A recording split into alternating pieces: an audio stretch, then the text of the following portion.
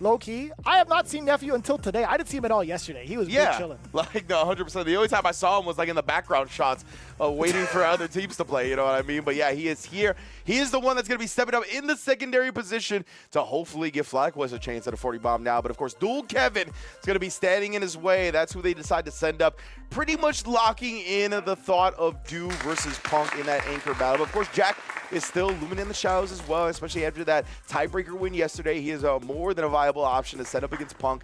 But right now, we are seeing if we're going to go to a 30-point decider when it comes to that final match, or if we're going to get a 40-bomb opportunity. I feel like they were also former teammates, part of Team Frost. That's a throwback. But, wow, yeah, I don't recall if that's true or not. I'm going to have production fact check me on that one, but it's kind of interesting to see how they developed into their own individuals and also like part of like their own different types of teams too. So I'm very excited to see this. Rashid versus Juri. Two characters I feel like have lost a little bit of stock value in regards towards the meta. I think more, I want to say like for both characters. Yeah, I would say 100% so, right? Like, Dual Kevin, oh my goodness. He's been holding down the Rashid flag, but a lot of the other Rashids have fallen by the wayside in terms of results a little bit. Again, what shouts to Big Bird qualifying for Capcom Cup, of course. Right on. Never want to forget about that, though. My man. I can never order a Monaco Jumbo again because of him. Definitely ran with that gimmick, let me tell you what. Wild, son. Even in the newspaper. Anyways. I forgot about that. Thanks, Big Bird. Ooh, the Renko kicks. He's looking for it right now. Again, getting that enhanced spinning mixer due to the whirlwind. Quick little backdash from Nephew, though, trying to protect himself. Damn! Caught the jump out for a big reward.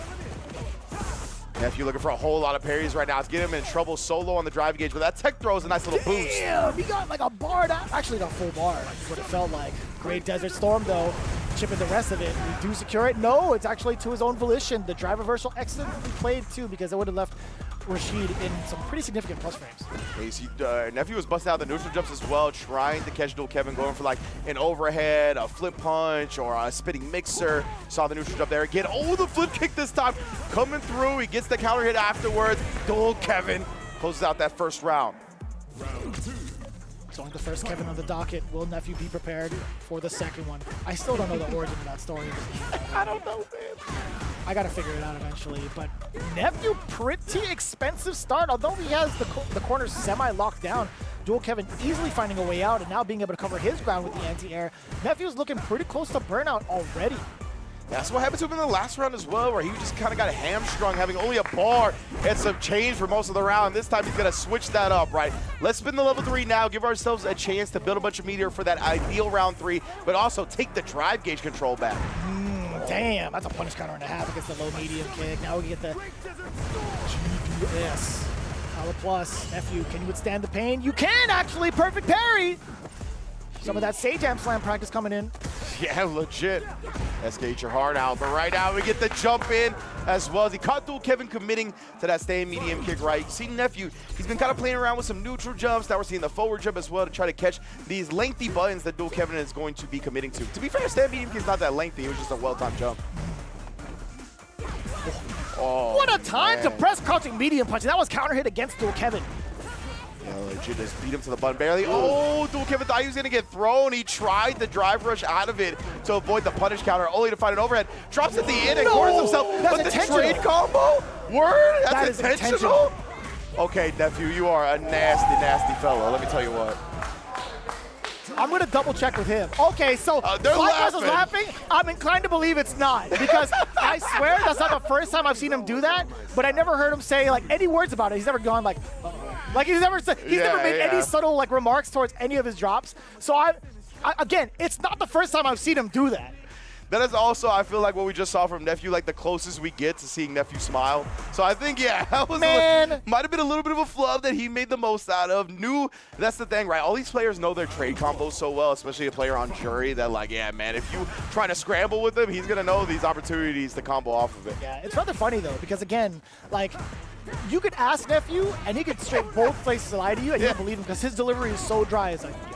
Like if you ask him, it's like, hey, yo, that trade combo after the whiff DP, was that drop intentional? He'd be like, yeah, I've worked that out.